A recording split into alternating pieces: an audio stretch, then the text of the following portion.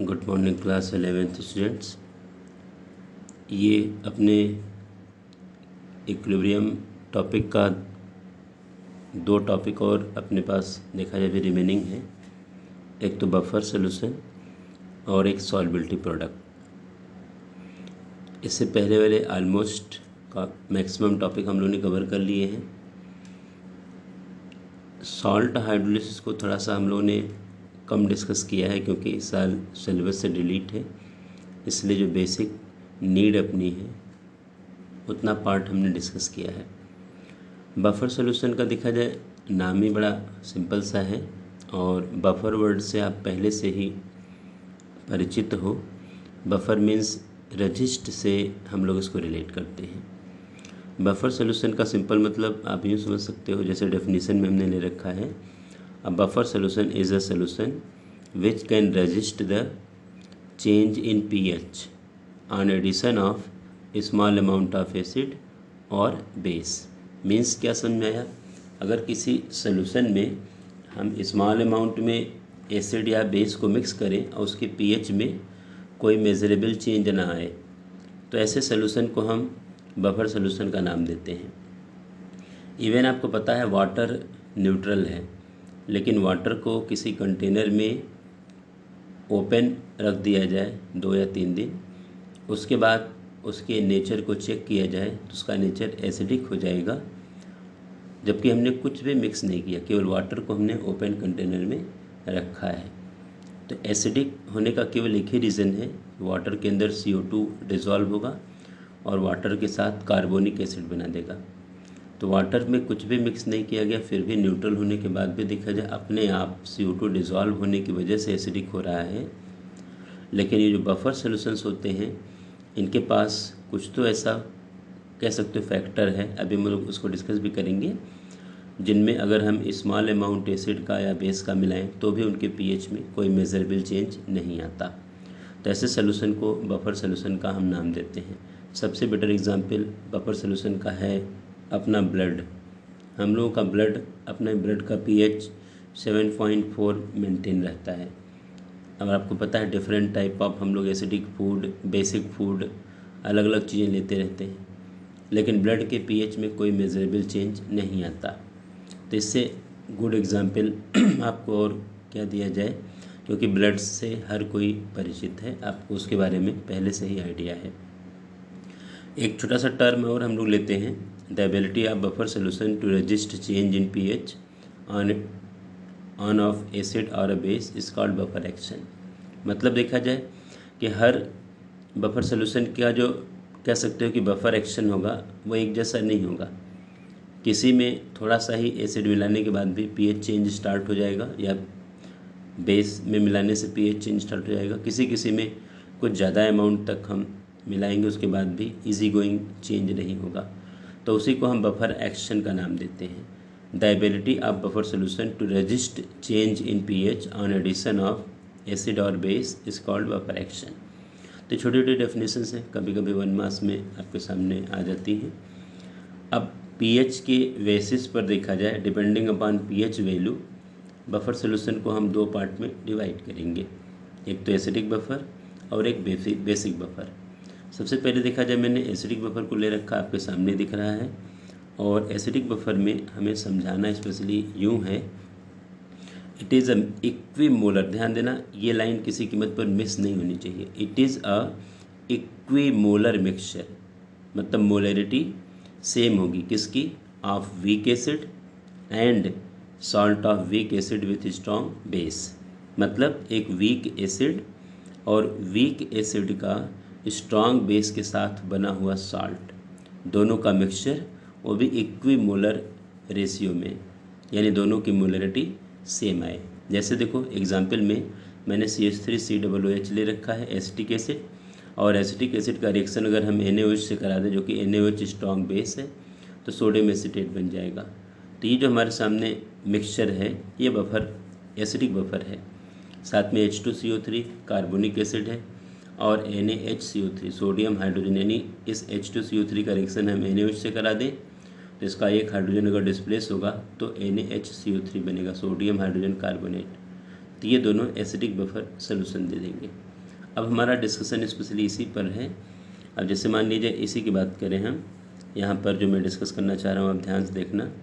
ये CH3COOH आपको पता है एक वीक इलेक्ट्रोलाइट है, बहुत कम अमाउंट में ब्रेक होगा CH3COONA और H+, ये आपको दिख रहा है। और सोडियम एसीटेट जो ब्रेक होगा CH3COONA, अगर हम लोग इसकी बात करें तो यहाँ देखिए CH3COO- और Na+। यहाँ पर ये रिवर्सिबल वाली साइन लगाना गलत इसलिए होगा क्योंकि सॉल्ट है और सॉल्ट पूरा ब्रेक होगा, 100% डिसोसिएट होगा, इसलिए हम लोग यहाँ पर सीधे एरो यूज़ करेंगे क्योंकि डिसोसिएशन मैक्सिमम हुआ है। ध्यान देना इस पॉइंट को। अब आपको दिख रहा है कि ये कॉमन आयन है। कॉमन आयन का इफेक्ट क्या होगा कि एसिटिक एसिड का डिसोसिएशन नॉर्मली जितना होना चाहिए उससे कम होगा। अगर इसमें हम मान लिया जाए कि एडिशन, इसमें हम स्मॉल अमाउंट एसिड मिक्स करें, on addition of small amount of acid, जैसे मान लो कि हमने HCl मिला दिया स्मॉल अमाउंट में। अब HCl वाटर में जाते से ही, सोल्यूशन में जाते से ही H+ और Cl- दे देगा। अब आपको देखने से लग रहा है कि एसिटिक एसिड पहले से ही कॉमन आयन के इफ़ेक्ट की वजह से इसका डिसोसिएशन कम है, लेकिन जब HCl यानी H+ आ जाएगा तो एक देखो कॉमन आयन और यहाँ डेवलप हो जाएगा। एसिटिक एसिड भी H+ दे रहा है और HCl भी H+ देगा, तो इस कॉमन आयन की वजह से इसका डिसोसिएशन और कम हो जाएगा। मतलब क्या हुआ कि जितना ज़्यादा एसिटिक एसिड बैक यानी जो एसीटेट आयन और H+ आयन मिलकर के बैकवर्ड प्रोसेस में बैकवर्ड शिफ्टिंग करेंगे, उस रेशियो में H+ हमारा इधर से देखो इंक्रीज़ हो रहा है। या यूँ कह लीजिए सोल्यूशन में जितना ज़्यादा H+ HCl के मिक्स करने से इंक्रीज़ हुआ है, हमारा ये रिएक्शन उसी रेशियो में बैकवर्ड हो जाएगा। अब जब इस रेशियो में बैकवर्ड हो जाएगा तो उतना ही H+ आयन देखो एसीटेट आयन से मिलकर के एसिटिक एसिड बना देगा। रिजल्ट क्या होगा? रिजल्ट स्पेशली ये होगा कि H+ आयन के कंसंट्रेशन में कोई मेजरेबल चेंज नहीं होगा। तो इस तरह से हमारा जो एसिडिक बफर है, इस तरह देखा जाए एसिड मिलाने से अपने pH को चेंज होने से रजिस्ट कर देगा, क्योंकि H+ आयन के कंसंट्रेशन में कोई मेजरेबल चेंज नहीं आएगा। एक बार फिर समझिए, एसिटिक एसिड वीक इलेक्ट्रोलाइट है, इक्विलिब्रियम स्टेब्लिश होगा एसीटेट आयन और H+ आयन में। सोडियम एसीटेट सॉल्ट है, पूरा ब्रेक हो जाएगा। पहला इफेक्ट कॉमन आयन होगा, कॉमन आयन की वजह से एसिटिक एसिड का डिसोसिएशन पहले से ही कम होगा। लेकिन अगर हम स्मॉल अमाउंट HCl का मिला देंगे तो HCl का मिक्स करने से जो H+ आयन का कंसंट्रेशन HCl की वजह से बढ़ेगा, उतना ही हमारा ये रिएक्शन बैकवर्ड शिफ्ट हो जाएगा। और जब ये रिएक्शन बैकवर्ड शिफ्ट होगा तो उसका रिजल्ट क्या होगा कि उसी रेशियो में, जिस रेशियो में H+ आयन यहाँ इधर इंक्रीज़ हुआ है, उसी रेशियो में ये रिएक्शन बैक हो जाएगा और H+ को कंज्यूम कर लेगा। रिजल्ट क्या होगा?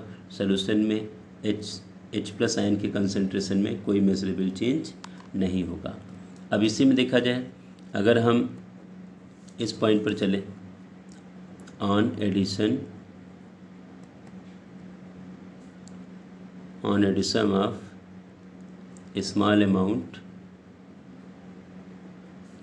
स्मॉल अमाउंट ऑफ बेस, जैसे मान लो मैंने NaOH मिला दिया। ध्यान देना मेरी बात। अब NaOH मिलाने से क्या होगा, ये स्ट्रांग है Na+ और OH- पड़ेगा। और सोल्यूशन में जो NaOH से OH- इंक्रीज़ होगा, OH- जो इंक्रीज़ होगा, एसिटिक एसिड से H+ आयन जो सोल्यूशन में इंक्रीज़ हुआ है, इसके साथ मिक्स होकर के ये बना देगा H2O। और H2O एक तरह से हम क्या मान के चलते हैं कि अनआयनाइज्ड इलेक्ट्रोलाइट है, क्योंकि इसका आयनाइजेशन काफ़ी कम है, जैसा कि आपने आयनिक प्रोडक्ट ऑफ वाटर में देख ही लिया है pH वाले टेप यानी वीडियो में। तो अब कहने का मेरा मतलब सिंपली ये है कि इससे क्या हो रहा है कि जितना OH- आयन NaOH मिलाने से इंक्रीज़ तो हुआ, लेकिन जस्ट H+ से मिलकर के H2O में कन्वर्ट हो गया, तो सोल्यूशन में OH- आयन के कंसंट्रेशन में कोई मेजरेबल चेंज नहीं आया। तो इस तरह से हमारा जो एसिडिक बफर अपना pH को चेंज होने से बचा पाते हैं, इक्विलिब्रियम को शिफ्ट करके, या ये सिंपली देखा जाए न्यूट्रलाइजेशन प्रोसेस के थ्रू। तो अब मेरे ख्याल से ये चीज़ क्लियर हुई होगी कि हमारा जो एसिटिक एसिड है एसीटेट आयन H+ आयन देगा, और CH3COO देखा जाए इस अपना ये चूँकि स्ट्रॉन्ग इलेक्ट्रोलाइट है तो एसीटेट आयन और Na+ आयन देगा। कॉमन आयन की वजह से इसका डिसोसिएशन पहले से ही कम होगा। अगर आप स्मॉल अमाउंट HCl के मिलाओगे तो जो H+ का कंसंट्रेशन जितना इंक्रीज़ होगा उतना ये रिएक्शन बैकवर्ड शिफ्ट हो जाएगा ली-चाटलियर्स प्रिंसिपल के अकॉर्डिंग। रिजल्ट क्या होगा? कोई मेजरेबल चेंज नहीं आएगा। अगर स्मॉल अमाउंट बेस का मिला दिया जाए तो वही सेम केस आएगा। OH- आयन इंक्रीज तो होगा, लेकिन वो OH- आयन पहले से अवेलेबल H+ आयन से मिल करके H2O बना देगा, और H2O का डिसोसिएशन बहुत लीस्ट है, मिनिमम है। तो OH- के कंसंट्रेशन में भी कोई मेजरेबल चेंज नहीं आएगा, और हमारे सोल्यूशन का pH कह सकते हो कि लगभग कांस्टेंट बना रहेगा। ऐसे ही बेसिक बफर की तरफ आते हैं। It is a equimolar mixture of weak base and salt of weak base with strong acid. बड़ा अच्छा सा एग्जांपल हमारे सामने है। वीक बेस है NH4OH, और NH4OH का रिएक्शन अगर आप HCl से करा दो तो सॉल्ट बनेगा NH4Cl। तो ये दोनों मिल करके एक बेसिक बफर का फॉर्मेशन करेंगे, और इक्विमोलर मिक्सचर, ध्यान देना मोलरिटी दोनों की सेम आएगी। यहाँ पर भी वही केस हम लेके चलेंगे। यहाँ पर देखिए NH4OH है, ये एक वीक इलेक्ट्रोलाइट है, अमोनियम आयन अपने को देगा और OH- आयन अपने को देगा, और साथ में NH4Cl सॉल्ट है, ये तो पूरा का पूरा ब्रेक हो जाएगा, अमोनियम आयन और Cl- आयन। आपको देखने से लग रहा है कॉमन आयन, तो अमोनियम एसीटेट अमोनियम हाइड्रोक्साइड का डिसोसिएशन पहले भी देखा जाए जितना होना चाहिए था इसकी वजह से डिक्रीज़ हो जाएगा, कह सकते हो। और कॉमन आयन की वजह से देखा जाए वीक इलेक्ट्रोलाइट का आयोनाइजेशन कम होता है, तो वो आयोनाइजेशन यहाँ पर देखो डिक्रीज़ होगा, और ये रिएक्शन बैकवर्ड जाएगा, मतलब कम अमाउंट में OH- आयन मिलेगा। अगर इसी में यहाँ पर सपोज करो कि एडिशन ऑफ स्मॉल अमाउंट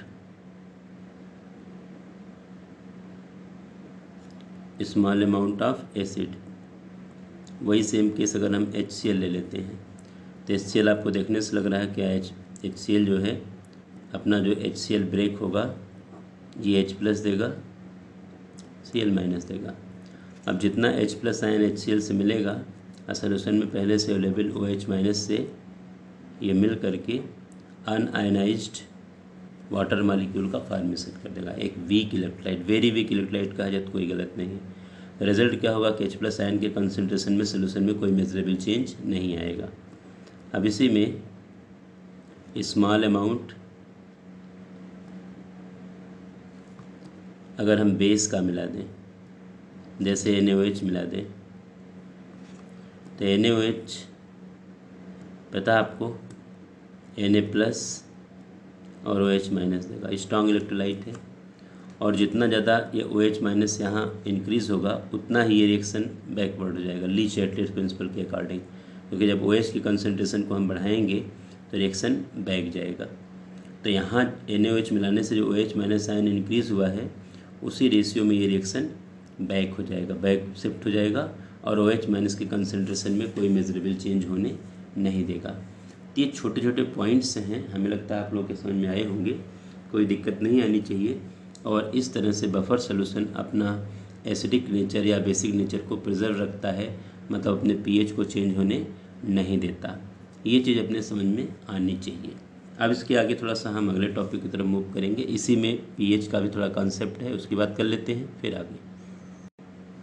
अब जैसे देखा जाए एक छोटा सा, वैसे हेंडरसन इन्होंने हेसेलबैच इक्वेशन को इस साल इन्होंने सिलेबस से हटाया है, यह अवेलेबल नहीं है, लेकिन फिर भी एक दो इक्वेशन ही हैं, आप लोग इसको देख लो अच्छी तरह से।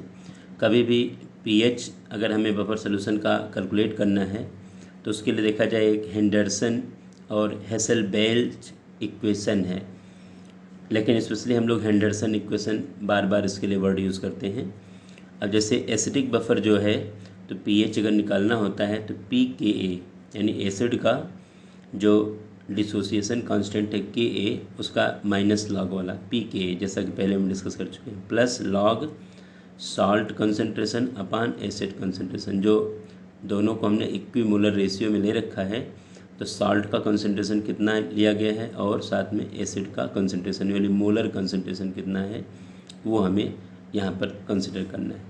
वही कंडीशन बेस के लिए है। POH हम यहाँ पे निकालेंगे तो पी के भी आ जाएगा, प्लस लॉग सॉल्ट अपान बेस कंसंट्रेशन बेसिक बफर के लिए होगा। और आपको पता है pH और POH मिला के 14 आते हैं, तो POH यहाँ से मिलेगा हमें, और pH निकालने के लिए 14 में से POH माइनस कर दो। तो इस तरह से हमारा pH बफर सोल्यूशन का pH हम लोग एसिडिक का या बेसिक का कैलकुलेट कर सकते हैं। हेंडरसन इक्वेशन है, बहुत आसानी से इसको हम लोग यूज़ कर सकते हैं, बड़ा सिंपल न्यूमेरिकल बनता है। लेकिन इस साल इन्होंने अपने सिलेबस से हेंडरसन इक्वेशन को डिलीट किया है, बफर सोल्यूशन का बेसिक पार्ट अवेलेबल है जो कि डिस्कस हो चुका है। तो ये इक्वेशन आप लोग पढ़ लो, ज़्यादा फ़ायदे में रहोगे, कभी ज़रूरत पड़ेगी तो यूज़ होगा, अदरवाइज़ अपने इतने कोई ज़्यादा काम का नहीं है। अब हम आगे आएंगे सॉल्बिलिटी इक्विलिब्रिया ऑफ स्प्रेंगली सॉल्युबल सॉल्ट। यहाँ ध्यान देना, एक वर्ड है स्प्रेंगली सॉल्युबल। तो सबसे पहले तो हम लोग ये देखें कि ये स्प्रेंगली सॉल्युबल वर्ड का मीनिंग क्या है, तो उसके आगे हम सॉल्बिलिटी इक्विलिब्रिया की बात करते हैं। जैसे कभी भी किसी भी सॉल्ट को किसी सॉल्वेंट में डिज़ोल्व किया जाए, अगर उसकी सॉल्युबिलिटी जो है 0.1 मोल पर लीटर से ज़्यादा आ रही है, देखो सॉल्युबिलिटी ग्रेटर देन 0.1 मोल पर लीटर, तो ऐसे केस में हम उस सॉल्ट के लिए सॉल्युबल वर्ड यूज़ करेंगे। आप हमेशा इसका ध्यान रखना, ये वर्ड आता ही रहेगा हमारे सामने। कभी कभी स्लाइटली सॉल्युबल वर्ड आएगा जब सॉल्युबिलिटी का रेंज 0.01 से 0.1 के बीच में आएगा, तो उस केस में हम स्लाइटली सॉल्युबल वर्ड यूज़ करेंगे। और जब हम स्प्रेंगली सॉल्युबल की बात करेंगे तो सॉल्युबिलिटी यहाँ पर 0.01 से भी बिलो आएगी, मतलब ये मोल पर लीटर कंसंट्रेशन है। तो आपको देखने से लग रहा है कि सॉल्ट के लिए कब हम सॉल्युबल वर्ड यूज़ करेंगे, सॉल्युबिलिटी ग्रेटर देन 0.1 मोल पर लीटर। स्लाइटली सॉल्युबल वर्ड हम यूज़ करेंगे जब सॉल्युबिलिटी 0.01 से 0.1 की रेंज में आए, और स्प्रेंगली सॉल्युबल 0.01 से भी बिलो आए। तो अब जब यहाँ पर वर्ड ही लगा रखा है स्प्रेंगली सॉल्युबल सॉल्ट, तो आप आइडिया लगा सकते हो कि सॉल्ट की जो सॉल्युबिलिटी है सॉल्वेंट के अंदर बहुत कम है, 0.01 मोल पर लीटर से भी बिलो है, क्योंकि आप स्प्रेंगली सॉल्युबल की बात करते हो, क्योंकि इसी में इक्विलिब्रियम एस्टेब्लिश होगी। सॉल्युबल में या स्लाइटली सॉल्युबल में ऑलमोस्ट हमारा सॉल्ट आयोनाइज हो जाएगा, यहाँ इक्विलिब्रियम का कॉन्सेप्ट ना के बराबर रेयर बनेगा। तो थोड़ा हम लोग बात आगे चलते हैं, सॉल्युबिलिटी प्रोडक्ट कांस्टेंट की बात करते हैं।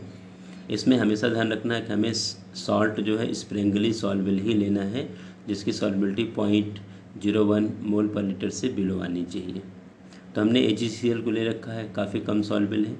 अब AgCl देखो, AgCl पहले सॉलिड होगा, वाटर में डिज़ोल्व हो जाएगा और आयन में कन्वर्ट हो जाएगा। चूँकि इसकी सॉल्युबिलिटी पहले से ही पता है 0.01 मोल पर लीटर से बिलो है, इसलिए इक्विलिब्रियम इस्टेब्लिश होगा अनआयनाइज्ड मॉलिक्यूल और आयन के बीच में। अब इसी में हम केमिकल इक्विलिब्रियम का हम लॉ लगा दें तो K = Ag + Cl- अपान AgCl का मोलर कंसंट्रेशन मैंने ले लिया इक्विलिब्रियम कंडीशन में। अब इस AgCl को हम K के पास ले आएंगे। अब आपको पता है चूँकि पहले से ही स्प्रेंगली सॉल्युबल है और उसके बाद देखा जिसकी इसका आयंस बन रहा है, तो सॉल्युबिलिटी पहले से ही बिलो है और उसका डिसोसिएशन और भी कम होगा, तो हम यहाँ पर AgCl की अमाउंट को एक तरह से कांस्टेंट मान लेंगे। तो हमारे पास Ag+ और Cl- का देखो पार्ट आया।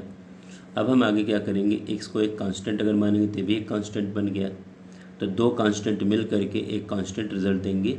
लेकिन आपको ये ध्यान रखना पड़ेगा कि ये जो सिचुएशन हमारे सामने आएगी ये सेचुरेटेड सोल्यूशन पर ही बनेगी, क्योंकि जब तक हमारा सोल्यूशन सेचुरेटेड नहीं होगा, सेचुरेटेड इन द सेंस आप समझ रहे हो कि जिस पर्टिकुलर टेम्परेचर पर अगर हम और ज़्यादा सॉल्यूट डिज़ोल्व ना कर पाएँ तो ऐसे सोल्यूशन को हम सेचुरेटेड सोल्यूशन का नाम देते हैं।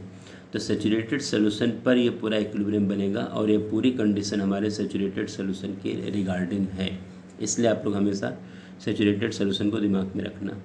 तो ये पूरा दोनों कांस्टेंट मिल करके एक कांस्टेंट बन जाएंगे, इसी को हम लोग KSP मतलब सॉल्युबिलिटी प्रोडक्ट, तो Ag+ concentration into Cl minus concentration, यही हमें ध्यान में रखना होता है। तो Ksp is equal to solubility product constant और सॉल्बिलिटी प्रोडक्ट, हम solubility product constant word use करें या सिंपली हम सॉल्बिलिटी प्रोडक्ट की बात करें। तो बहुत कॉमन चीज़ें हैं जो कि बड़े आसानी से इसको हम समझ सकते हैं, अपना इसको आइडिया लगा सकते हैं। अब हम डेफिनेशन की बात करेंगे, थोड़ा ध्यान देना। द सॉल्बिलिटी प्रोडक्ट ऑफ अ स्प्रेंगली सॉल्बिल, ये लाइन तो आपके दिमाग में रहनी चाहिए, क्योंकि सॉल्बिल और स्लाइटली सॉल्बिल के लिए ये कॉन्सेप्ट एप्लीकेबल नहीं है, क्योंकि वहाँ इक्विलिब्रियम बनेगा ही नहीं। The solubility product of a springly soluble salt at a given temperature may be defined as the product of the concentration of its ion in the saturated solution। ध्यान देना, ये particular term जरूरी है। With each concentration term raised to power equal to the number of times the ion occur in the equation representing the dissociation of the electrolyte। अभी तो हम लोगों ने AgCl लिया था, यहाँ पर 1:1 का रेशियो था। अगर कहीं ऐसे सॉल्ट लिया जाए जहाँ पर आयन का नंबर चेंज होगा, तो वहाँ पर हम उस नंबर को पावर जैसा रेज करेंगे। जैसे सामने देखो ZnS है, Zn plus plus S minus minus, यहाँ पर Ksp निकालेंगे।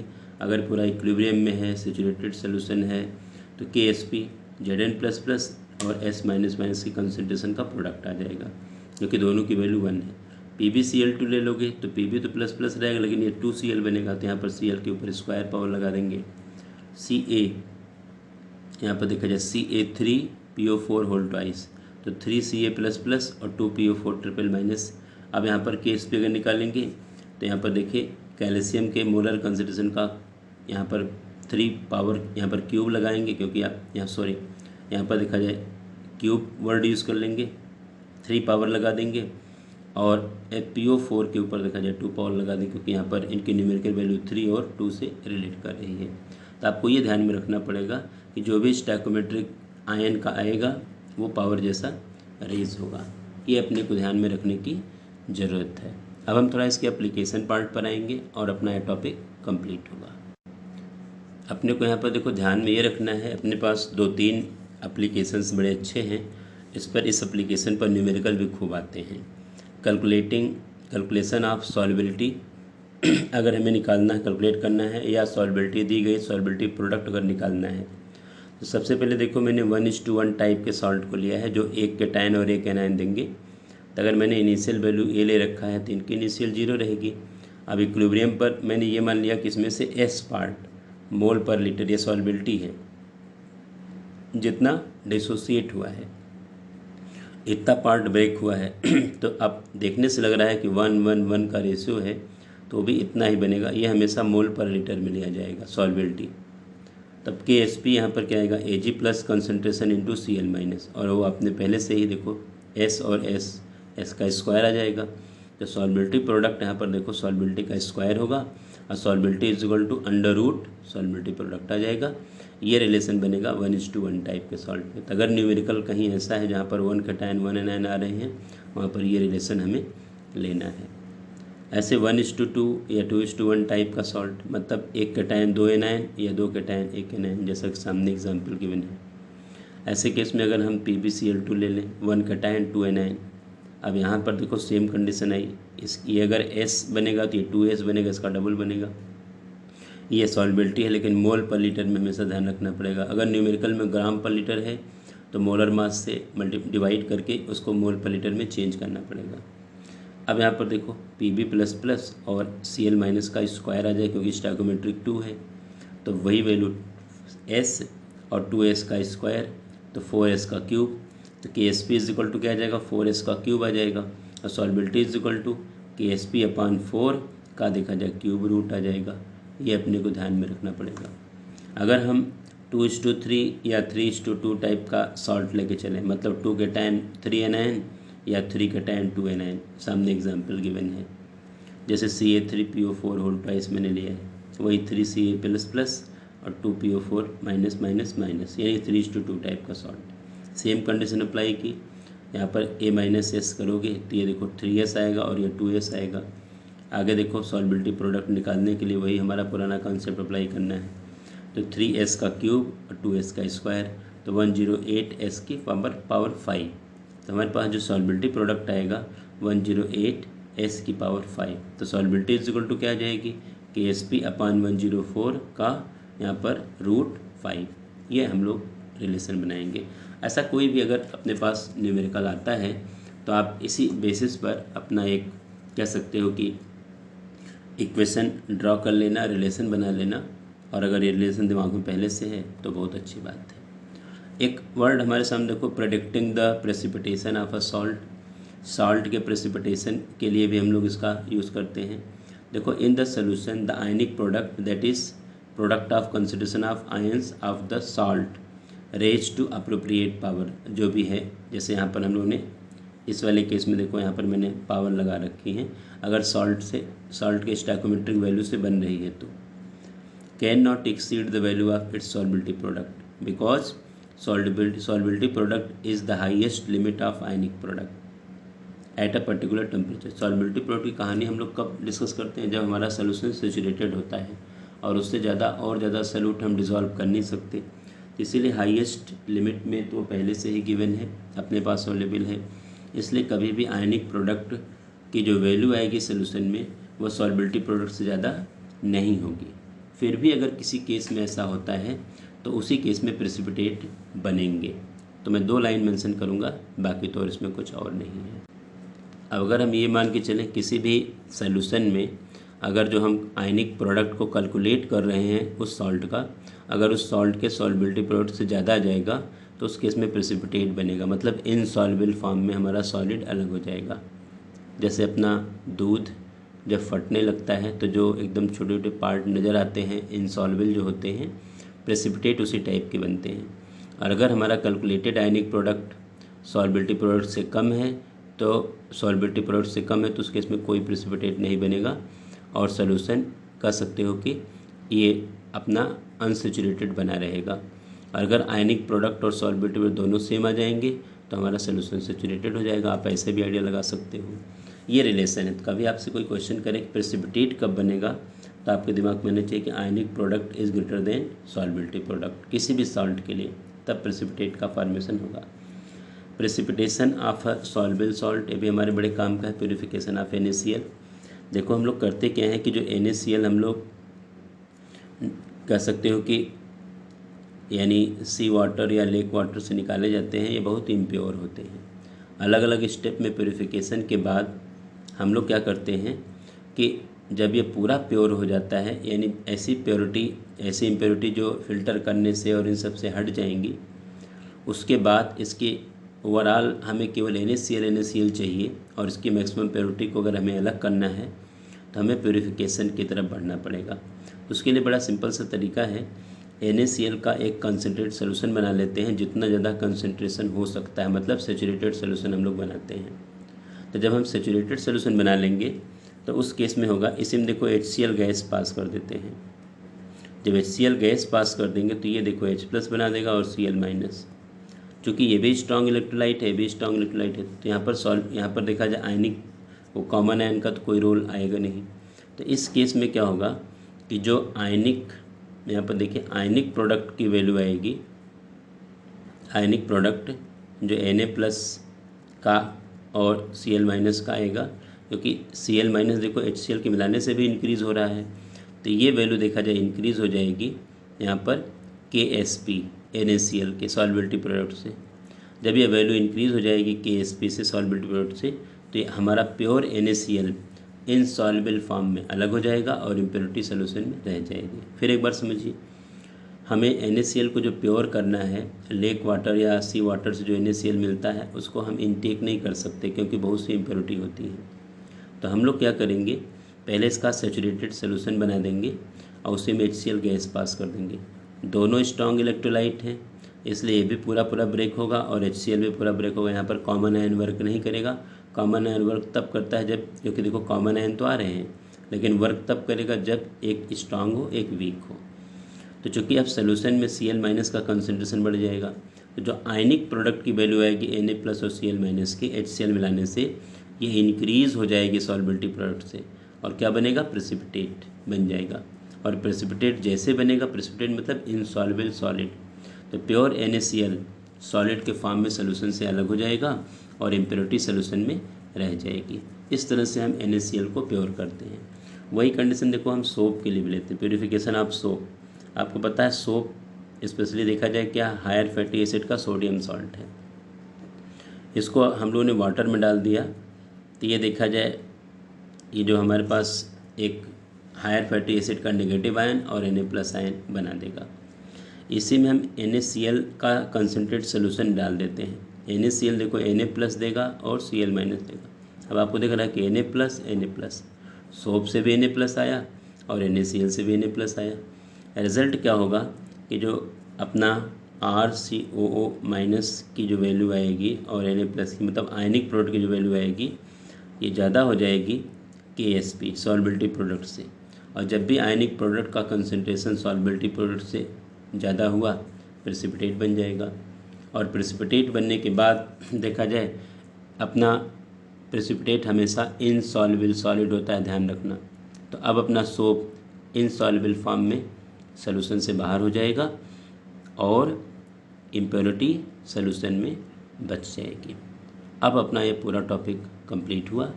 अब आप लोग आयनिक यानी इक्विलिब्रियम वाला पोर्शन पूरा हम लोगों ने कर लिया है। अब इसके आगे जो वीडियो आपके सामने आएंगे वो रेडॉक्स इक्वेशन, रेडॉक्स रिएक्शन से रिलेटेड आएंगे, चैप्टर नंबर 8 के आएंगे। Thank you.